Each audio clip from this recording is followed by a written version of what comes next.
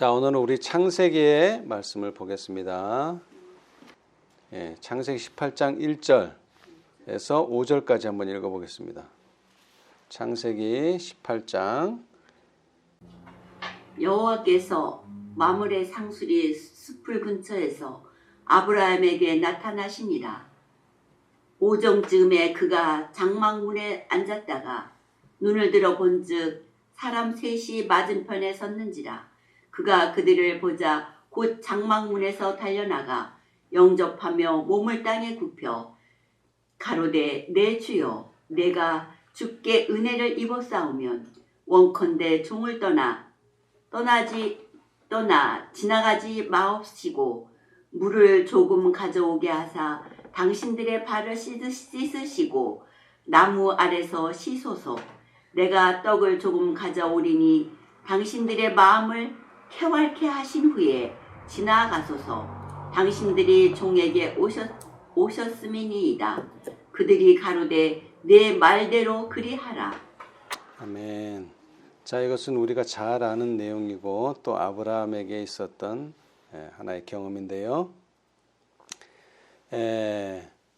이 아브라함이 많은 사람을 만나고 또 대접도 했지만 오늘은 특별한 그런 분을 만나게 됩니다. 바로 여호와 하나님을 만나게 되죠. 그런데 여호와 하나님을만 만나는 것이 아니고 2절에 보니까 눈을 들어 본즉 몇 사람이? 사람 셋이 맞은편에 섰는지라. 그래서 몇 사람을 만났어요? 아브라함이? 세 사람. 근데 그 중에 한 사람이 누구? 예수님, 여호와 하나님이셨죠. 예.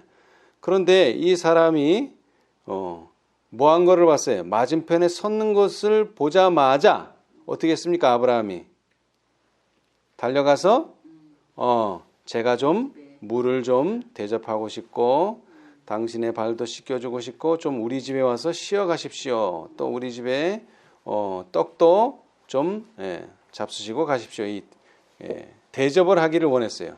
그러자 그 세 사람은 그럼 그렇게 합시다 해서 아브라함의 융숭한 대접을 받았어요.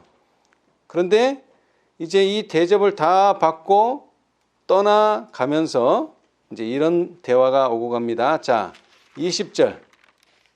18장 20절. 여호와께서 또 가라사대 소돔과 고모라에 대한 부르짖음이 크고 그 죄악이 심히 중하니 내가 이제 내려가서 그 모든 행한 것이 과연 내게 들린 부르짖음과 같은지 그렇지 않은지 내가 보고 알려 하노라. 아멘. 자, 그런데 이제 왜 이 세 사람이 아브라함에게 나타났는지 그 이유가 이제 설명이 되는데요. 자, 소돔과 고모라에 대한 부르짖음이 크고 그 죄악이 심히 중한데 정말 이 부르짖음이 맞는지 아니면 틀리는지를 내가 보고 알기 위해서 왔다. 이렇게 말씀하셨어요. 자, 심판을 내리기 전에 뭐를 해야 되죠? 조사를 해야 되죠. 정말 심판을 내릴 단계에 왔는가? 마찬가지로 소돔과 고모라가 여러분이 아시는 것처럼 아주 악한 도시였습니다. 그러나 이 심판을 내리기 전에 정말 죄악의 짠이 찼는가 차지 않았는가를 조사하기 위해서 몇 명이 왔어요? 세 사람. 근데 그 중에 한 사람은 누구? 예수님. 그리고 두 사람은 이제 나중에 보면 나오겠지만 천사였었어요. 사자, 천사. 예. 자, 그런데 이 구약의 신명기서를 보니까 자, 신명기 17장 2절로부터 한번 7절을 한번 읽어보세요. 네 하나님 여호와께서 내게 주시는 어느 성중에서든지 너의 가운데 혹시 어떤 남자나 여자가 네 하나님 여호와의 목전에 악을 향하여 그 언약을 어기고 가서 다른 신들을 섬겨 그것에게 절하며 내가 명하지 아니한 일을 성신에게 절한다 하자. 혹이 그 말을 내게 고함으로 내가 듣거든 자세히 사실하여 볼지니 만일 그 일과 말이 확실하여 이스라엘 중에 이런 가증한 일을 행함이 있으면 나는 그 악을 행한 남자나 여자를 내 성문으로 끌어내고 돌로 그 남자나 여자를 쳐 죽이되 죽일 자를 2사람이나 3사람의 증거로 죽일 것이요 한 사람의 증거로는 죽이지 말 것이며 이런 자를 죽이면은 증인이 먼저 그에게 손을 댄 후에 뭇 백성이 손을 댈지니라. 너는 이와 같이 하여 너의 중에 악을 제할지니라. 아멘. 자, 신명기서에 보니까 어떤 내용이 나왔어요? 10계명 중에 하나죠. 너는 나 외 다른 신을 섬기지 말라. 그랬는데 뭐한 사람? 다른 신을 섬기고 그것에게 절하며 내가 명하지 아니한 이럴 성신에게 절하는 사람은 뭐하라? 돌로 쳐 죽이라. 사형이 집행돼요. 근데 여기도 마찬가지예요. 사형되기 전에 뭐를 하라? 일단 조사를 해라. 그런데 증인이 있어야 되죠. 근데 한 명은 증인이 부족하다. 한 명으로는 절대 증거가 되지 않는다. 최소한 몇 명? 최소한 2명. 많으면 3사람의 증인이 있다면 사실을 확인하고 정말 그렇게 했다면 돌로 쳐 죽이라. 사형을 내려라. 그런 아주 엄격한 법이 있어요. 자, 여러분 삼심제라고 들어보셨어요? 삼심제, 삼심. 3번 심사한다는 삼심제. 자, 특별히 이 삼심제는 어디에 적용되느냐 하면은 3번을 심사해야 된다는 거예요. 특별히 어떤 죄? 큰 죄. 특히 사형이 언도된 재판은요. 내가 항소를 하지 않고 내가 상고를 하지 않아도 자동적으로 이게 항소가 되고 자동적으로 상고가 돼요. 그래서 지방법원에서 사형이 언도됐다. 그러면 내가 항소를 하지 않아도 이게 2심으로 가요. 고등법원으로 가요. 그 다음에 고등법원에서 또 이 사람은 사형이다. 그랬으면 내가 또 상고를 안 해도 이게 자동적으로 대법원까지 가는 거예요. 자동적으로. 왜? 죄가 너무 크기 때문에 죽음을 맞이해야 되는데 이 죽는다는 게 얼마나 큰일이에요. 그러니까 이것은 끝까지 가야 된다는 거예요. 끝까지. 끝이 어디예요? 대법원까지 가야 된다는 거예요. 그죠? 이것도 3번이죠. 그죠? 3번. 이 세상의 마지막 심판도 마찬가지예요. 이 세상의 마지막 심판도. 세상의 심판을 받기 전에 누가 와야 돼요? 증인이 와야 되죠. 몇 명이 와야 돼요? 3명이 와야 돼. 아브라함 시대하고 똑같아. 소돔과 고모라의 멸망과 똑같아. 세 천사가 와서 뭐를 하고 처음에는 조사를 하고 또 뭐까지? 경고를 하는 거예요. 세상의 멸망이 멀지 않았다. 자, 계시록 14장. 그래서 세 천사가 왔죠. 6절로 12절 한번 읽어봅시다.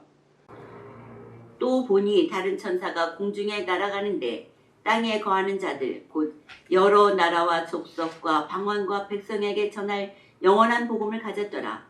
그가 큰 음성으로 가르되 하나님을 두려워하며 그에게 영광을 돌리라.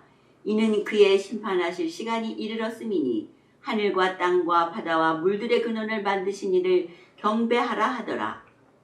또 다른 천사 곧 둘째가 그 뒤를 이어 말하되 무너졌도다 무너졌도다 큰 성 바벨론이여 모든 나라를 그 음행으로 인하여 진노의 포도주로 먹이던 자로다 하더라.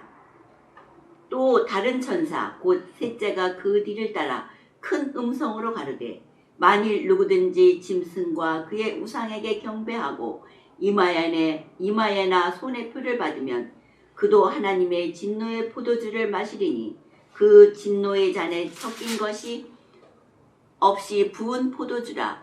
거룩한 천사들 앞과 어린 양 앞에서 불과 유황으로 고난을 받으리니 그 고난의 연기가 세세토록 올라가리로다. 짐승과 그의 우상에게 경배하고 그 이름의 표를 받는 자는 누구든지 밤낮 쉼을 얻지 못하리라 하더라. 성도들의 인내가 여기 있나니 저희는 하나님의 계명과 예수 믿음을 지키는 자니라. 아멘. 자, 아브라함에게 3사람이 나타나고 또 이 세상에서는 삼심제가 있듯이 이 세상 마지막에도 3천사가 와서 조사하고 경고하고 이것이 끝나면 세상의 심판이 올 것입니다. 그렇죠? 아멘. 그래서 우리가 이 3천사를 한 덩어리로 봐야 돼요. 왜? 둘째가 그 뒤를 따라, 셋째가 그 뒤를 따라. 그러니까 이게 3개가 하나의 일을 하는 거예요. 똑같은 일을 하는 거예요. 서로 다른 기별을 가지고 있지만. 자, 그런데 아까도 말했지만 세상이 멸망하기 전에, 소돔과 고모라가 멸망하기 전에 먼저 뭐 해야 된다고요? 조사를 해야죠. 정말 죄악의 잔이 찼는가. 자, 그런데 이 세 천사는 와서 뭐를 조사합니까? 세 천사가 와서 뭘 조사해요? 이 세상에 죄악의 잔이 찼는가도 조사하지만 누가 과연 구원 얻을 사람인가? 그 소돔과 고모라도 마찬가지예요. 누가 과연 구원 얻을 사람인가? 그걸 조사하는 거예요. 자, 그런데 그 조사의 대상은 뭡니까? 특히 세 천사의 기별이 조사하는 대상, 뭐를 조사해요? 구원 얻을 사람들의 뭐? 재산? 지위? 뭐를 조사해? 자, 74페이지, 실물교훈 74페이지를 보겠습니다. 분명히 기록되어 있어요. 뭐를 조사하는지. 그러면 우리는 뭐를 준비해야 돼요? 여기서 조사하는 그걸 준비해야죠. 다른 거 준비하면 안 되죠. 자, 74페이지. 실물교훈 74페이지. 알곡과 가라지의 비유입니다. 가라지도 곡식 사이에서 햇빛과 비가 주는 모든 좋은 것을 받으면서 자라도록 용납되었다. 그러나 추수할 때가 되면 너희가 돌아와서 의인과 악인이며 하나님을 섬기는 자와 섬기지 아니하는 자를 분별하리라. 그리스도께서 친히 누가 하늘 가족과 같이 살기에 합당한 자인가를 결정하실 것이다. 그분은 모든 사람을 그들의 말과 행실에 따라 심판하실 것이다. 공원은 저울에 아무런 영향도 미치지 못한다.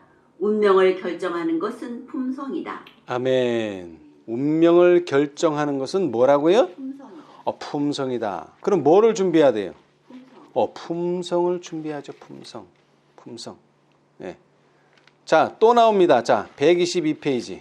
실물교훈 122페이지. 자, 여러분, 알곡과 가라지만 죄인과 악인을 분리하는 게 아니고 그물도 분리를 하죠. 그물. 네, 그물에 잡히는 물고기가 있고 그물에 잡히지 않는 물고기가 있어요. 자, 122페이지 그물의 비유. 122. 그물을 던지는 것은 복음을 전파하는 것이다. 그렇게 함으로 좋은 것과 못된 것을 교회 안으로 모아들인다. 복음의 사명이 완결되면 심판은 의인과 악인을 갈라내는 일을 하게 된다. 그리스도께서는 교회 안에 있는 거짓 신자들로 인하여 진리의 도가 비방거리가 될 것을 보셨다. 세상은 거짓 신자들의 언행이 일치하지 않는 생애로 인하여 복음을 비방한다. 그리스도인이라 할지라도 그리스도를 믿는다고 공언하는 많은 사람들이 성령의 지도를 받지 않는 것을 보고 실족하게 될 것이다.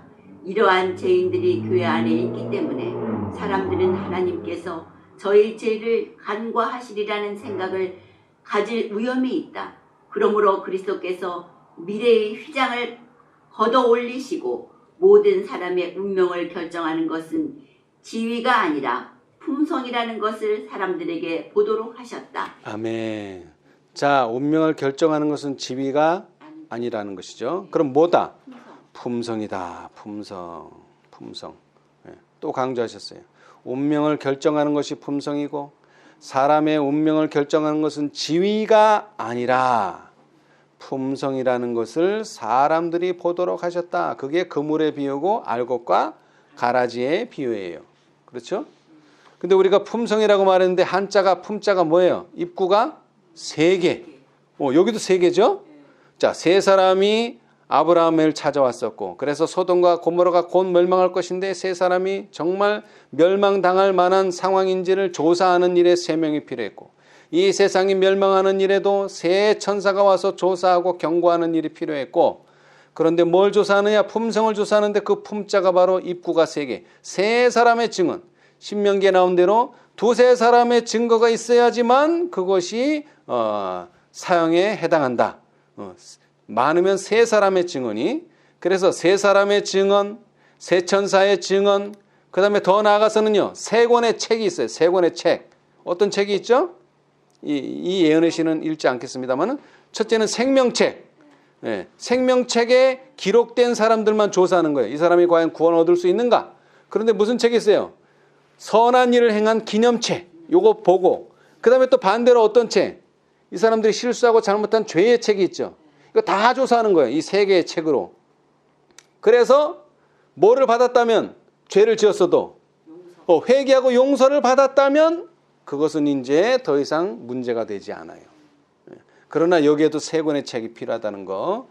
자, 이제 이 이야기를 들었어요. 소돔과 고모라가 멸망한다는 얘기를 들었어요. 아브라함이 어떻게 했을까요? 당연히 그래. 그런 도시는 멸망해야지. 그렇게 생각했을까요? 아니죠. 그건 예수님의 마음이 아니죠. 자, 창세기 18장으로 다시 돌아가서요. 자, 예수님의 역할을 이 세상에서 아브라함이 해주는 겁니다. 창세기 18장 22절로 32절을 천천히 한번 읽어보세요. 이야기니까. 그 사람들이 거기서 떠나 소돔으로 향하여 가고 아브라함은 여호와 앞에 그대로 섰더니 가까이 나아가 가로되 주께서 의인을 악인과 함께 멸하시려나이까. 그 성중에 의인 50이 있을지라도 주께서 그곳을 멸하시고 그 50의인을 위하여 용서치 아니하시리이까.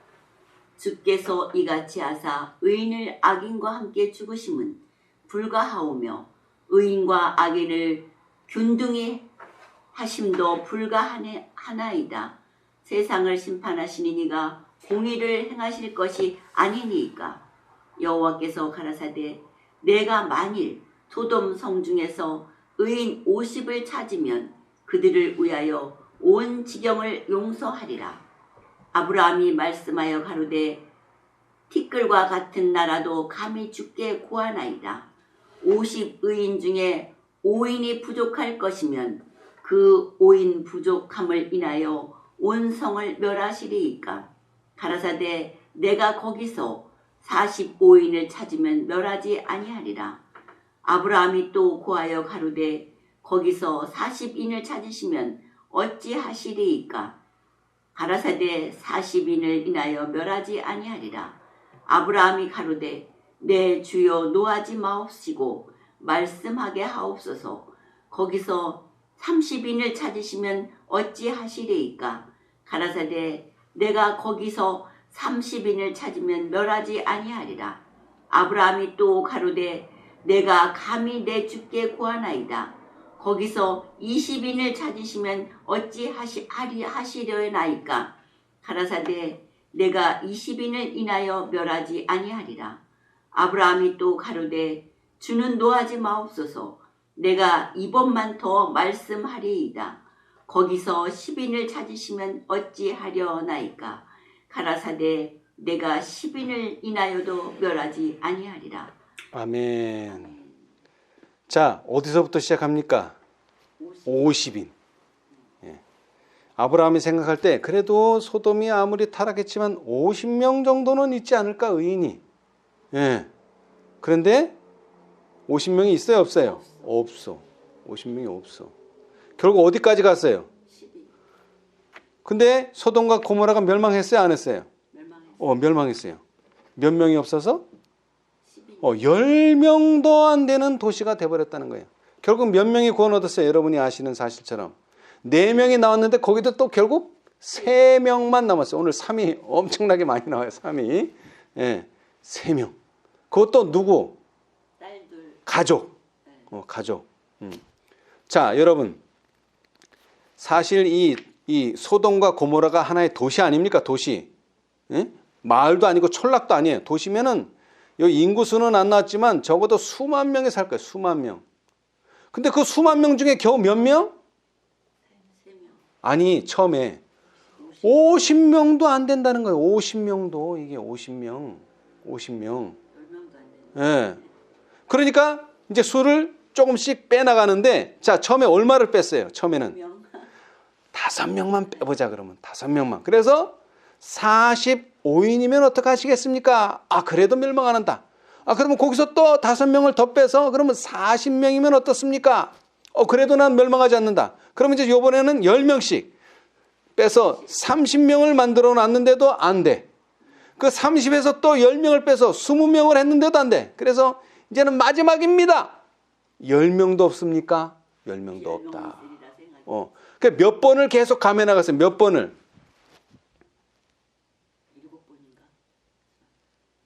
5번을 감해고 결국 몇 번을 중보한 거예요? 6번을 중보한 거예요. 6번. 50명일 때 중보해줬죠. 그죠? 45명일 때 중보해줬죠. 40명일 때 중보했죠. 30명일 때도 중보했죠. 20명일 때도 중보했죠. 10명일 때도 6번을 중보하고 5번을 뺐어요. 그런데도 그 수에 차지 못했다는 것입니다. 그래서 결국 뭐가? 소돔과 고모라가 멸망한 거예요. 근데 처음에 조사할 때는 3사람이 왔는데, 그죠? 누구랑 합쳐서? 예수님과 여호와와 두 사자. 그런데 이 도성이 멸망할 때는 누구만 갔어요? 두 사자만 간 거예요. 천사만 갔어요. 두 천사, 사자만. 근데 계시록 18장, 14장을 봐도 똑같아요. 그죠? 계시록 14장에는 세 천사가 나오는데, 그죠? 멸망하게 되는 18장에 가면은 두 천사만 나와요. 셋이 아니고. 그렇죠? 네. 그런데 6번 아브라함이 중보했던 것처럼 이 시대에도 과연 6번을 중보하는가? 자, 이 세 천사의 기별은 우리가 이미 읽었어요. 세 천사의 기별 후에 어떤 일이 벌어지느냐? 마지막 때에도 세 천사의 기별에 라오디게아 기별이 추가되는 거예요. 라오디게아 기별. 자, 계시록 3장. 그죠? 라오디게아 기별. 계시록 3장 14절로 22절. 이게 라오디게아 기별입니다. 라오디게아 교회의 사자에게 편지하기를 아멘이시요 충성되고 참된 증인이시요 하나님의 창조의 근본이시니가 가라사대 내가 내 행위를 아노니 내가 차지도 아니하고 더없지도 아니하도다. 내가 차든지 더없든지 하기를 원하노라. 내가 이같이 미지근하여 더없지도 아니하고 차지도 아니하니 내 입에서 너를 토하여 내치리라. 내가 말하기를 나는 부자라 부유하여 부족한 것이 없다 하나 내 곤고한 것과 가련한 것과 가난한 것과 눈먼 것과 벌거벗은 것을 알지 못하도다.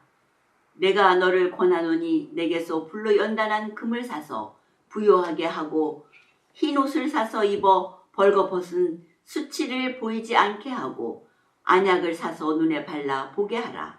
무릇 내가 사랑하는 자를 책망하여 징계하노니 그러므로 네가 열심을 내라 회개하라. 볼지어다 내가 문 밖에 서서 두드리노니 누구든지 내 음성을 듣고 문을 열면 내가 그에게로 들어가 그로 더불어 먹고 그는 나로 더불어 먹으리라. 이기는 그에게는 내가 내 보좌에 함께 앉게 하여 주기를 내가 이기고 아버지 보좌에 함께 앉은 것과 같이 하리라. 귀 있는 자는 성령이 교회들에게 하시는 말씀을 들을지어다. 아멘. 자, 여기 계시록 14장의 세 천사의 기별에 추가하여 라오디게아 기별에 주어졌는데 이 라오디게아 기별에서 주어진 치료제도 또 몇 개? 세 개.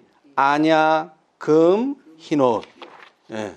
자, 그리고 또 거기에다가 라오디게아 기별에다가 또 더 추가된 게 계시록 18장에 두 천사가 보내진 거예요. 그렇죠? 자, 계시록 18장 1절로 4절. 이 일 후에 다른 천사가 하늘에서 내려오는 것을 보니 큰 권세를 가졌는데 그의 영광으로 땅이 환하여지더라. 힘센 음성으로 외쳐 가로되 무너졌도다 무너졌도다 큰 성 바벨론이여 귀신이 처소와 각종 더러운 영에 모이는 곳과 각종 더럽고 가증한 새의 모이는 곳이 되었도다. 그 음행의 진노의 포도주를 인하여 만국이 무너졌으며 또 땅의 왕들이 그로 더불어 음행하였으며 땅의 상고들도 그 사치의 세력을 인하여 치부하였도다 하더라. 또 내가 들으니 하늘로서 다른 음성이 나서 가로되 내 백성아 거기서 나와 그의 죄에 참여하지 말고 그의 받을 재앙들을 받지 말라. 아멘. 자, 소돔과 고모라에서도 이 롯의 가족들이 지금 나오라 그러는데 그 말이 들렸으면 빨리 나와야 되잖아요. 지체 없이. 근데 어떻게 해요? 지체를 했어요. 그래 어떻게 했어요? 지체하니까. 이 두 천사가 손을 잡고 가족들을 데리고 나왔어요. 그런데 계시록 18장도 보니까 세상이 어떻게 됐다? 바벨론화 돼서 이제 이 성은 무너진다. 만국이 무너졌다. 그죠? 왜? 왕들이 음행했고 그 다음에 땅의 상고들도 그 사치의 세력으로 치부했기 때문에 결국 뭐 한다? 멸망한다. 그러니까 뭐 하라? 내 백성아 거기서 나오라. 손은 안 붙들었지만 말씀으로 뭐라는 거예요? 내 백성아 거기서 나와라. 그래서 성 밖으로 데려 나오는 거예요. 그렇죠? 똑같죠? 예. 자, 그런데 우리 19장으로 다시 돌아가서요. 이제 드디어 의인 10명이 없어서 이 소돔이 멸망하게 됐는데 그때의 상황을 좀 봅시다. 창세기 19장 1절로 2절. 날이 저물 때에 그 두 천사가 소돔에 이르니 마침 롯이 소돔 성문에 앉았다가 그들을 보고 일어나 영접하고 땅에 엎드려 절하여 가로되 내 주여 돌이켜 종의 집으로 들어와 발을 씻고 주무시고 일찍이 일어나 갈 길을 가소서. 그들이 가로되 아니라 우리가 거리에서 경야하리라. 롯이 간청함에 그제야 돌이켜서 그 집으로 들어오는지라. 롯이 그들을 위하여 식탁을 베풀고 무교병을 구우니 그들이 먹으니라. 아멘. 자, 아브라함의 그 손님들에 대한 환대가 누구에게까지 영향을 미쳤어요? 이 롯에게까지. 근데 이게 얼마나 놀라운 일이에요. 지금 이 천사가 뭐 하러 왔어요? 이 소돔과 고모라를 멸망시키러 왔어요.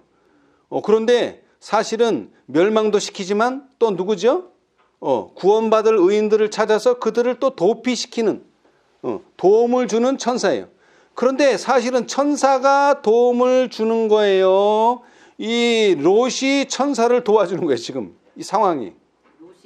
롯이 천사를 도와주는 거예요. 왜? 거기서는 밖에 함부로 자다가는 큰일 나니까 우리 집에 와서 좀 주무세요. 안전하게. 그런데 그 천사가 바로 누구라고요? 롯의 가족들을 구원해 줄 천사예요. 그죠? 너무나 놀랍죠? 사실은 천사가 롯을 구원해 줘야 되는데 롯이 천사를 구원해 주고 있어요, 지금. 이러니까 당연히 이 사람은 구원받을 만한 사람이죠. 그죠? 그래서 히브리서 13장 2절에 보면 손님 대접하기를 잊지 말라. 왜? 이로써 부지 중에 천사들을 대접한 이들이 있었느니라. 그것도 어떤 천사? 소돔과 고모라를 멸망시키는 천사요? 반대로 그 소돔과 고모라에서 구원해 줄 천사를 영접했다는 거 얼마나 놀라운 일입니까? 천사가 찾아온 게 아니에요. 롯이 천사를 영접해 드린 거예요.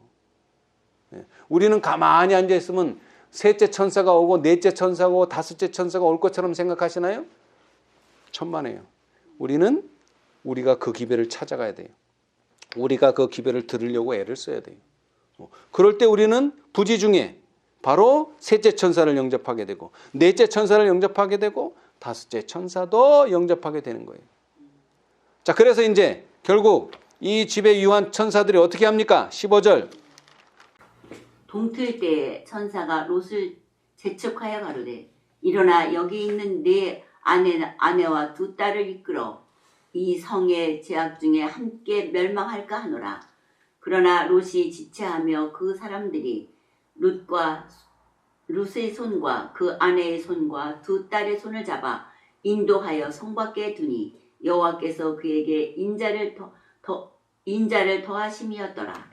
그 사람들이 그들을 밖으로 이끌어낸 후에 이르되 도망하여 생명을 보존하라. 돌아보거나 들에 머무르거나 하지 말고 산으로 도망하여 멸망함을 면하라. 아멘. 여러분, 이 두 천사가 손을 붙들고 안 나왔으면 어떻게 됐을까요?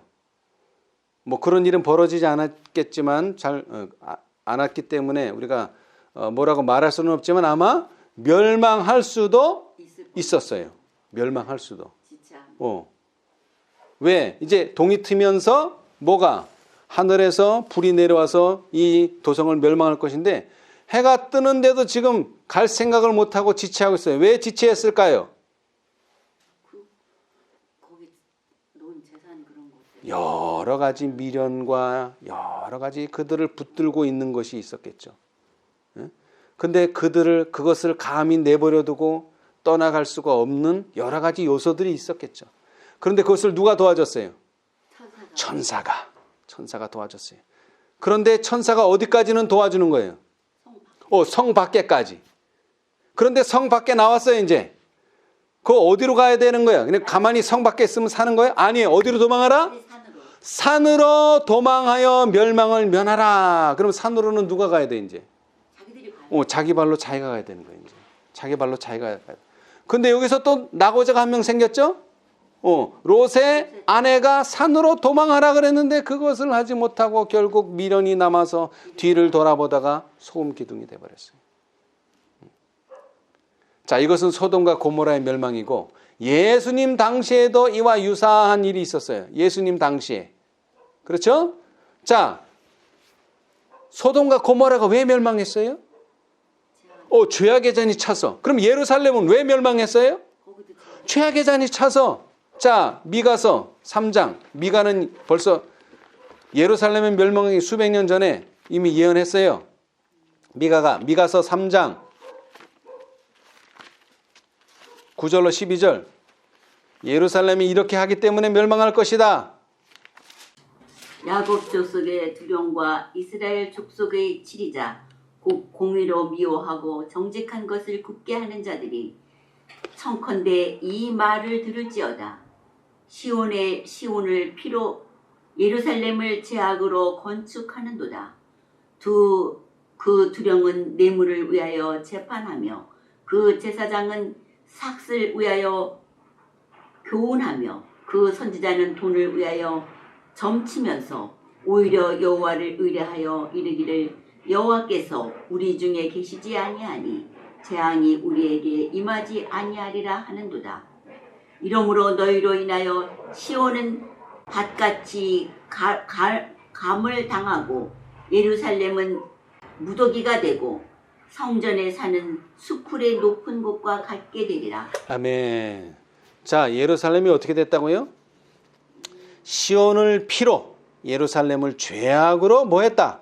건축하는도다. 그 두령은 뇌물을 위하여 재판하며 그 제사장은 삭슬을 위하여 교훈하며 그 선지자는 돈을 위하여 점치면서 뭐라고 말해요? 여호와께서 우리 중에 계시지 아니하냐. 왜? 성전을 보면서. 제자들이 성전을 보고 뭐라 그랬어요? 예수님, 저 성전 좀 보십시오. 저 황금 성전 좀 보십시오. 얼마나 화려합니까? 그런데 예수님이 거기다 대고 뭐라 그랬어요? 돌 하나도 돌 위에 남지 않고 무너뜨리우리라. 자, 우리 각시대 대쟁투. 예루살렘이라고 예외는 없습니다. 각시대 대쟁투 25페이지. 예수님께서 당신의 말씀을 듣고 있는 제자들에게 예수께서는 당신의 말씀을 듣고 있는 제자들에게 배역한 이스라엘에게 내릴 심판, 특히 메시아를 거절하고 십자가에 못 박은 일로 인하여 그들에게 내릴 보응의 징벌을 선포하셨다. 두려운 시간이 절정에 이르기 전에 먼저 분명한 징조가 있을 것이다. 그 무서워하던 시간은 갑자기 또한 신속히 이를 것이다. 구주께서는 당신을 따르는 사람들에게 그러므로 너희가 선지자 다니엘의 말한 바 멸망에 가증한 것이 거룩한 곳에 선 것을 보거든 읽는 자는 깨달을진정 그때에 유대에 있는 자들은 산으로 도망할지어다 라고 경고하셨다. 곧 우상 숭배하는 로마의 군기가 예루살렘 성벽 밖 수마일까지 미치는 거룩한 땅에 세워질 때에 그리스도를 따르는 사람들은 도망하여 안전을 얻어야 할 것이었다. 경고하는 징조가 보일 때에 도망하기를 원하는 사람들은 지체 없이 서둘러야 할 것이었다. 예루살렘은 물론이요 온 유대 땅에서도 도망하라는 신호에 즉시 순종해야 할 것이었다. 그때 지붕 위에 있는 사람은 아무리 값진 보물이라 할지라도 그것을 건지기 위해 내려가서 집 안으로 들어가지 말 것이었다. 밭과 포도원에서 일하는 사람들은 더운 날에 일하기 위하여 벗어둔 겉옷을 가지러 되돌아감으로 시간을 써서는 안 될 것이었다. 그들은 다른 사람들과 함께 멸망을 당하지 않기 위하여 한순간도 지체하지 말아야 할 것이었다. 아멘. 자, 여러분, 예루살렘이 어떻게 멸망했습니까? 네, 로마군에 의해서 완전히 초토화가 돼버렸죠. 성전을 비롯해서. 그런데 이 놀라운 멸망이 있기 전에 뭐가 주어졌다고요? 이 두려운 사건이 이르기 전에 분명한 이런 일이 벌어질 분명한 징조가 있을 것이다. 근데 그 징조가 뭐 1년, 2년, 3년 뭐 이렇게 되는 징조가 아니에요. 얼마나 빨리. 심지어는 뭐 옷도 챙기지 말고 빨리 이 징조를 보거든 도망가라는 정도로 급하게 주어질 거예요. 이 무서워하던 시간은 갑자기 또한 신속히 이를 것이다. 그러나 다시 말하지만 분명한 징조 없이는 이 일은 절대로 이르러 오지 않는다. 그죠? 그게 뭐예요? 하나님의 자비예요. 자비. 징조 없이는 그렇게 멸망하지 않는다. 그러나 이미 예수님을 십자가에 못 박았다는 건 뭡니까? 이 예루살렘이, 이 성전이 곧 멸망할 것이라는 징조기도 해요. 자, 그럼 이제 우리는 그 다음 징조는 뭘 기다리고 있어야 돼요? 선지자 다니엘의 말한 바 멸망에 가증한 것이 거룩한 곳에 선 것을 보거든 뭐하라? 산으로 도망하라. 그 징조가 뭐예요? 로마의 깃발이 예루살렘 성을 포위하면서 세워질 때, 그때가 바로 뭐한다? 이게 도망갈 때다. 근데 그 깃발이 세워지자마자 문이 열렸나요? 아니요. 이제 뭐만 기다리고 있어야 돼. 우리는 언제 도망가느냐, 이제 그 찬스만 보고 있어야 돼. 그 시기. 딱 문이 열리자마자 어떻게 했어요? 바로 나가야죠. 자, 소돔이 멸망할 때 당시에 살아남는 방법은 뭡니까? 산으로 도망하는 겁니다. 물론 도성도 나와야 되지만, 그죠?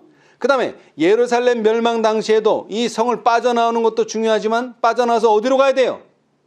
산으로 도망할지어다. 그쵸? 네. 자, 소돔이 멸망할 당시에 두 천사가 롯의 가족을 성 밖으로 빼내어는 주었지만 정작 산으로 도망하는 일은 천사가 아니라 본인들이 직접 해야 할 일이에요. 자, 예루살렘의 멸망도 마찬가지예요. 당시에 로마의 깃발이 올라왔을 때, 이때가 이제 조금 있으면 기회가 올 것이다. 성문이 도성의 문은 열어주셨어요. 그죠? 징조도 보여주시고. 근데 정작 산으로 도망하는 일은 누가? 본인이 직접 해야 할 일이었어요. 그렇죠? 자, 이제 이 세상은 멸망하게 될 것입니다. 왜 멸망합니까, 세상이? 이 세상에 빛과 소금이 될 의인이 더 이상 없다는 거예요. 그렇죠? 뭐한 것처럼 소돔과 고모라가 몇 명이 없은 것처럼 10명이 없어서 멸망할 수밖에 없었던 것처럼 이제 세상의 빛과 소금이 되게 해줄 진리를 거절함으로 이 세상은 이제 곧 멸망하게 될 거예요. 그렇죠? 자, 그런데 창세기 19장 16절처럼 그러나 롯이 지체하매 그 사람들이 롯의 손과 그 아내의 손과 두 딸의 손을 잡아 인도하여 성 밖에 두니 여호와께서 그에게 인자를 더하심이었더라. 네. 여러분, 우리가 아는 대로 예수님의 재림이 점점 지체되고 있어요. 자, 그러나 천사들은 우리를 어떻게 할까요? 우리를 인도하여 결국 성 밖으로 인도해 줄 것입니다. 특별히 계시록 18장 천사가. 자, 그러나 이제 우리는 뭐요? 산으로 도망을 가야 합니다. 아직도 미련이 남아서 지체하고 있을 때 롯의 가족들이 주님께서 인자를 베푸셔서 천사들이 그들의 손을 잡고 성 밖으로 데려다 주었어요. 얼마나 감사한 일입니까? 그렇죠? 그러나 이제 살기 위해서는 어디로 가야 합니까? 산으로 도망해야 돼요.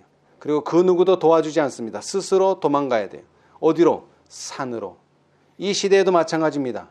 이제 곧 예수님이 오시는데 오시기 전에 어떤 일이 벌어진다고요? 일요일 법령이 내려질 거예요. 그것은 우리에게 뭐가 됩니까? 경고하는 징조가 될 것입니다. 예. 그리고 그 징조를 보면 어떻게 하라고요? 지체 없이 뭐 하라고요? 산으로 도망하라. 근데 오늘날은 꼭 산이 아니더라도 한적한 곳으로 피하라. 이것이 화이트 선지자의 증언이에요. 한적한 곳으로. 그런데 중요한 것은 이 경고의 징조를 보면 뭐하라? 지체 없이 떠날 준비가 되어 있어야 한다. 그것이 오늘 우리에게 주시는 교훈입니다. 하나님은 절대로 뭐 없이요? 분명한 징조, 경고하는 분명한 징조 없이는 세상이 아무리 악하더라도 갑자기 멸망하고 신속히 멸망하겠지만 그러한 그리스도인들이 피할 길을 열어놓으시지 않고는 절대로 이 세상은 멸망당하지 않을 것입니다. 그러나 우리는 그 전에 뭘 해놔야 돼요? 이 세상의 미련을 다 버려야 돼요. 준비하고 있어야 돼요. 뭐 할 준비? 분명한 징조와 경고를 보여주실 때는 뭐 할? 떠날 준비가 되어 있어야 한다. 우리 모두 오늘 우리에게 주시는 기별, 진리를 통해서 그런 준비를 잘 하고 있다가 주님께서 분명한 징조의 경고를 주실 때 우리 모두 지체 없이 산으로 한적한 곳으로 도망함으로써 생명을 얻게 되시기를 간절히 바라면서 오늘 말씀을 마치겠습니다.